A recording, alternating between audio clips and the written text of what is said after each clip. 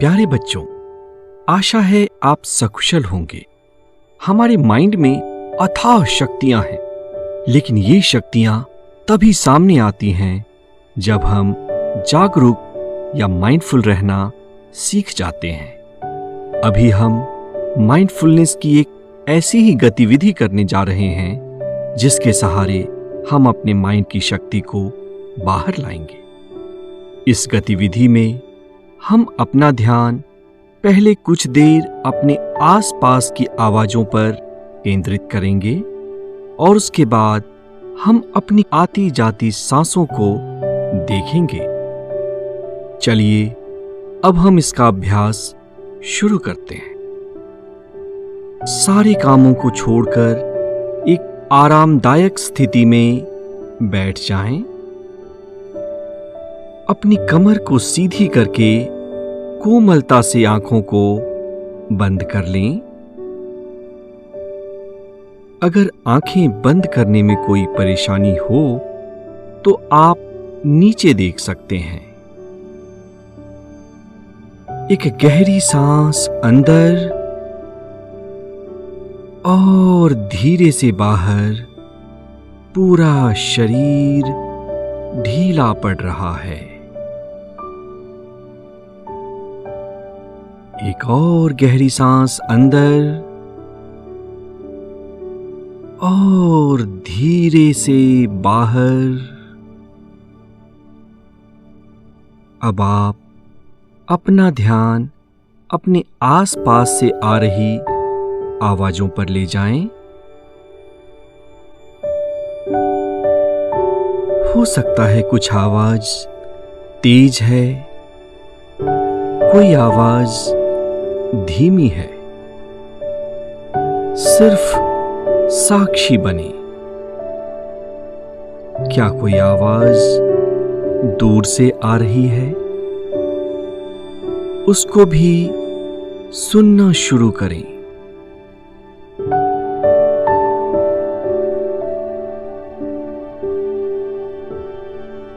आवाजें चाहे धीमी हैं या तेज हैं, नजदीक से आ रही हैं या दूर से, इनको सुनते रहें। इनके प्रति जागरूकता बनाए रखें।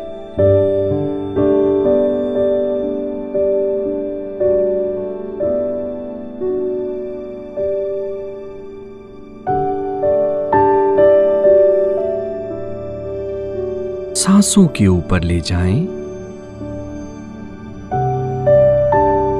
अंदर आती सांस, बाहर जाती सांस, एक दृष्टा की भांति इसको देखते रहें।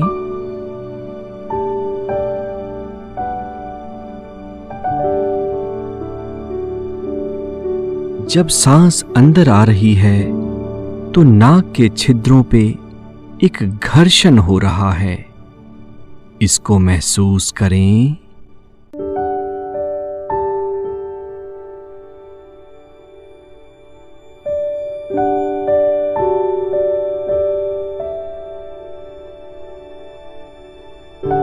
दृष्टा की भांति सांसों को देखते रहें। सांसों के प्रति जागरूक बने रहें।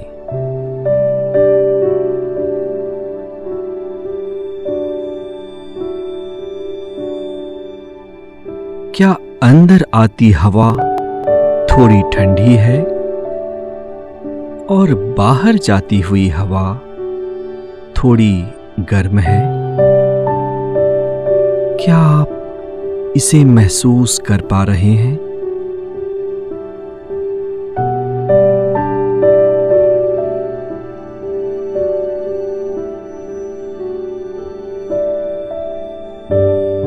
एक भी सांस आपकी अवेयरनेस से, जागरूकता से छूट ना जाए।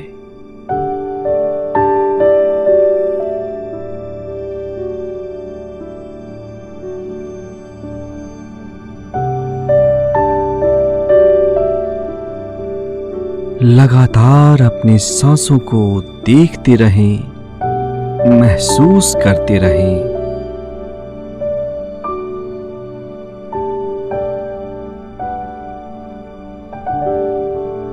और अब धीरे धीरे एक बार फिर वातावरण के साक्षी हो जाएं।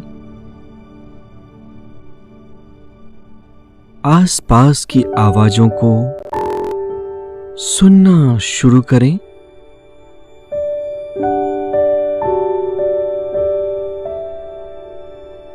अपने शरीर के प्रति जागरूक बनें।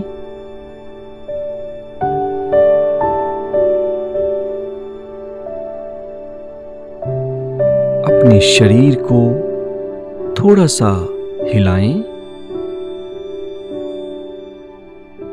और जो ही आपको थोड़ा अच्छा लगे धीरे से आप अपनी आंखें खोल सकते हैं। धन्यवाद।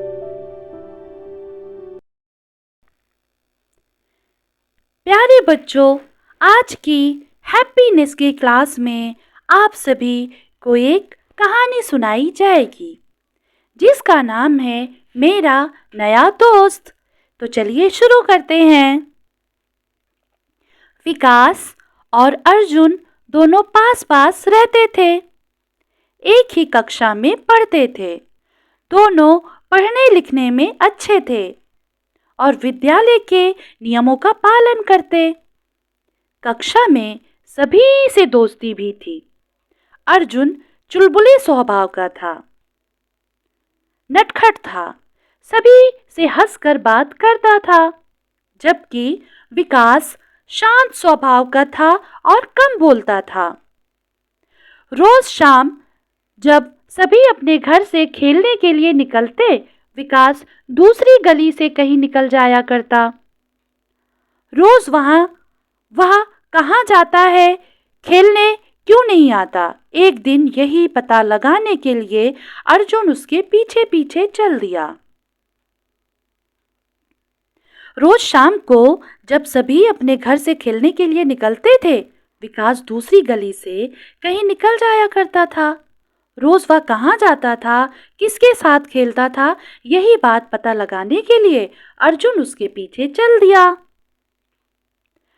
अर्जुन ने देखा विकास एक ऐसी बस्ती की तरफ जा रहा था जो कि नई बस्ती थी, जो नई नई बसी लग रही थी, जहां अधिक बसावट नहीं थी। अर्जुन ने सोचा कि कहीं विकास किसी गलत संगत में तो नहीं पड़ गया। बस्ती में पहुंचकर विकास वहीं एक चबूतरे पर बैठ गया। बस्ती के बच्चे भी वहीं पर आ गए और विकास लगा उन्हें पढ़ाने के बाद खूब चर्चा भी चलती रही। बच्चे खूब खुलकर विकास से बातें कर रहे थे। तभी अर्जुन के पास से गुजरते हुए एक बूढ़े आदमी से पूछा तो पता चला कि रोज विकास आकर इन बच्चों को पढ़ाता है, उनके साथ खूब समय बिताता है। भला हो विकास बेटे का, जो इतना समय देकर इन गरीब बच्चों को कुछ सिखाता है और उन्हें अच्छी अच्छी बातें बताता है। ऐसा सुनकर अर्जुन भी शामिल हो गया और विकास के इस कार्यक्रम को आगे बढ़ाने में उसका सहयोग देने लगा। उसे विकास के साथ खूब मजा आने लगा। अब अर्जुन गर्व से कहने लगा, क्या खूब है मेरा नया दोस्त। तो प्यारे बच्चों, आप सभी ने ये कहानी बहुत ध्यान से सुनी। अब आप सभी से इस कहानी से रिलेट कुछ प्रश्न पूछे जाएंगे। पहला प्रश्न है, क्या कभी आपके साथ भी अर्जुन जैसी स्थिति आई है कि आपको अपने मित्र के विषय में कोई गलत फहमी हो गई हो? तो प्लीज उदाहरण देकर बताएं आपकी गलत फहमी कैसे दूर हो पाई। एक बार मैं फिर से रिपीट कर दूं कि क्या कभी आपके साथ भी अर्जुन जैसी स्थिति आई है कि आपको अपने मित्र के विषय में कोई गलत फहमी हो गई हो? उदाहरण देकर बताएं, आपकी गलत फहमी कैसे दूर हो पाई? तो प्यारे बच्चों, इस प्रश्न का उत्तर आप अपने क्लास के सभी सहपाठियों के साथ शेयर करेंगे और अपनी क्लास टीचर को भी बताएंगे। दूसरा प्रश्न है, विकास की समाज के लिए उपयोगिता ने अर्जुन को बहुत प्रभावित किया। आप अपने जीवन से कोई ऐसा उदाहरण दें जब आप समाज या परिवार के लिए उपयोगी सिद्ध हुए हों। तो इस सवाल का भी जवाब आप सभी अपने क्लास के सहपाठियों से ज़रूर शेयर करेंगे, अपनी क्लास टीचर से भी शेयर करेंगे। Thank you.